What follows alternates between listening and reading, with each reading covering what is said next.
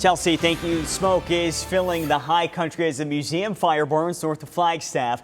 Now communities are on high alert as some families are forced to evacuate and others are put on notice. John Genovese live in Flagstaff this morning, right by those fire lines. And John, there are so many homes and buildings not far from where those fire lines are right now. Yeah, Nick, that is why this is such a big concern. 600 firefighters now fighting this. At last update, this fire had grown to around 1,800 acres, still 0% contained. And I want to bring in Fire Information Officer Karen Takai. Just tell us kind of where do things stand this morning from what you know? Well, as far as I know, obviously things quieted down a bit during the night.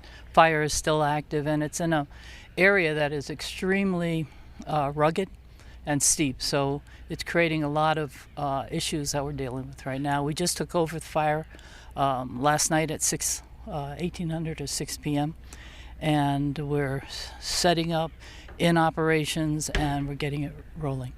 And when you're dealing with the fire so close to a city like this, so close to so many homes, oftentimes they're in kind of remote areas, does that change the strategy? Do you have to go more defensive sooner, or does that not change the strategy at all? No, it absolutely changes the strategy. Our biggest concern, obviously, is the safety of the firefighters and the communities. So those two things working hand in hand define that strategy in that area.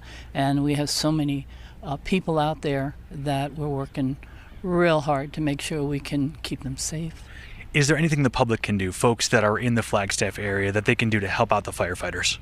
Right now, as far as helping out the firefighters, we are self-contained and we can't take donations from the community. One thing we love is that if the community, the family, the kids, the schools, whatever, send the firefighters thank you notes. And so we throw it into their lunches during the day and they get them at lunchtime. It's really encouraging for them.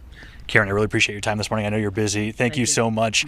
And just another reminder to help out those firefighters as well. A fire crew's reminding you, if you do have drones, keep those grounded. If you put a drone up in the air, that grounds all these aircraft, all these helicopters that are trying to drop that water and retardant to slow this fire down. Guys, obviously a busy day in store. Again, that briefing set to happen at 6 o'clock. We are expecting a news conference at 7 with more updates on this. We'll certainly check back later, but for now, we'll send it back to you in studio. Yeah, John, keep us posted on what comes out of that briefing. As she mentioned, that we know that terrain not friendly to these fire crews. John Genovese in Flagstaff, thank you for that.